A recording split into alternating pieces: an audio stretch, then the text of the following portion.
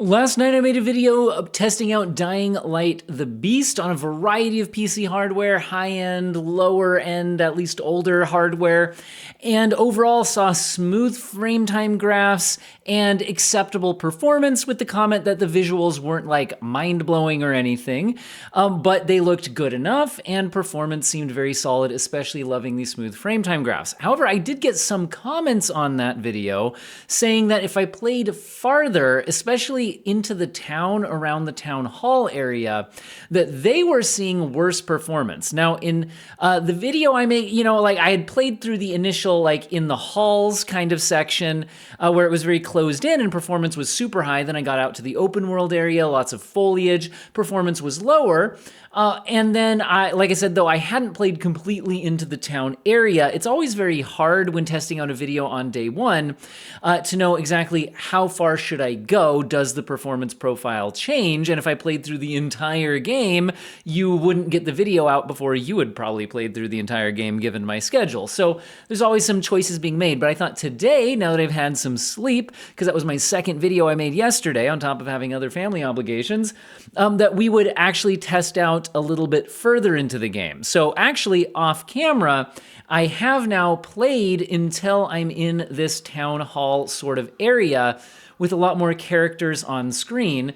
Currently, I still have the 9070 XT in a high-end 9800X 3D based system for testing this out because I wanted to say that at least on this high-end system, performance still seems to be pretty high and similar to what I was getting before. Also, frame time graphs still looking very, very smooth.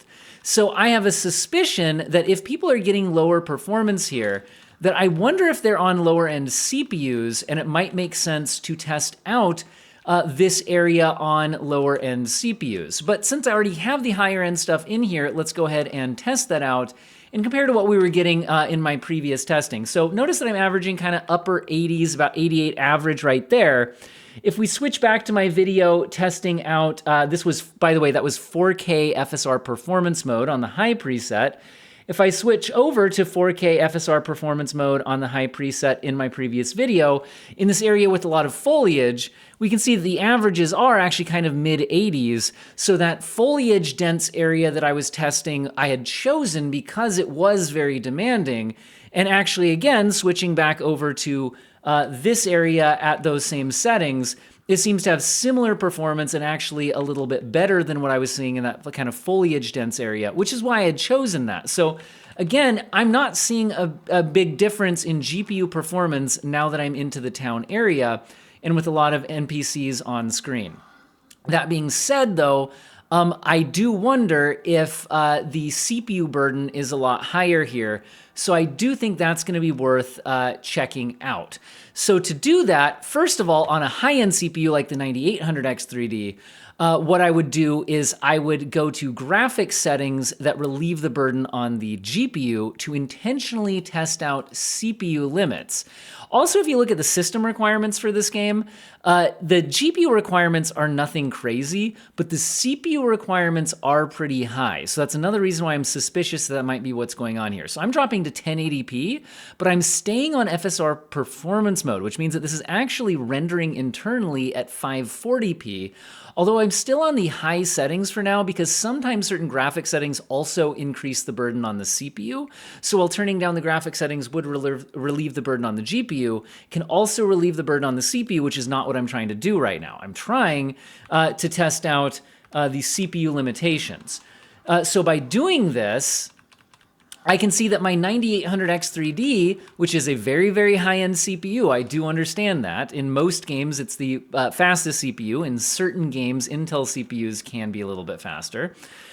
Here we're seeing kind of around the 180-ish FPS range. And actually the GPU percentage, the GPU usage, is still in the high 90s, meaning if I put in like a 5090, I wonder if there's more CPU room here anyway. So in other words, at least on a high-end, the highest of high-end CPUs, you can still get very, very high frame rates, even with a lot of NPCs here. And notice that the frame time graph is just completely smooth. So what I'm going to do now is actually switch PCs. I'm going to go back to my Ryzen 5 5600X based CPU system, but I'm going to swap in a high-end GPU, and I'm going to switch to an NVIDIA GPU because sometimes they have additional CPU overhead. So that'll be a good chance for us to look at that. So we're going to go to a completely imbalanced system. I think I'm going to go 5070 Ti, which in my testing yesterday, GPU-wise, actually performed a bit better than my 9070 XT that we're looking at, right now. But is, in most games pretty similar, but should perform better. But I'm going to intentionally look for CPU limits. Hopefully that makes sense. I'm going to go swap in the system and edit things back together here for you. All right, I've now switched to the Ryzen 5 5600X based system. It has the 5070 Ti inside, and we need to talk about the graphics settings because I know a lot of people misunderstand how to test for CPU limited performance. So just make sure we're clear on everything. So currently I'm playing at 1080p in DLSS performance mode so that we are now actually internally rendering at 540p. It's trying to make it super easy on the GPU.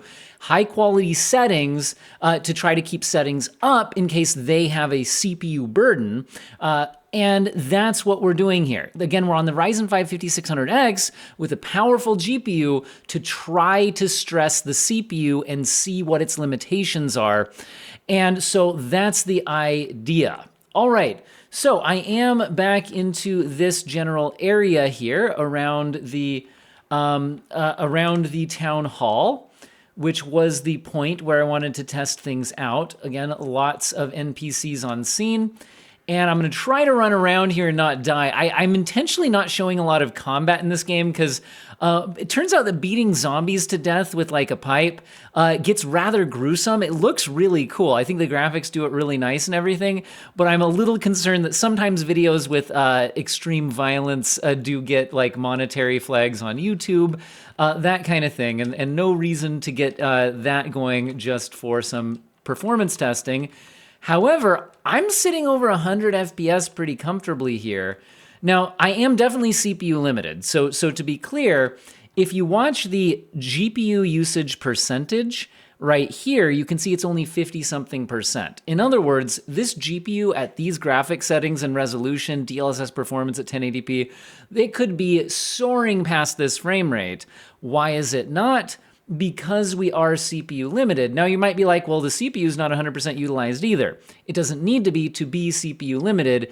If a single thread is maxing things out, or the cache, or just whatever, like some element there is holding it back, it causes the GPU to wait. So what we're seeing here is definitely the telltale signs of CPU limited performance, but I'm CPU limited at over 100 FPS, again, on a Ryzen 5 5600X.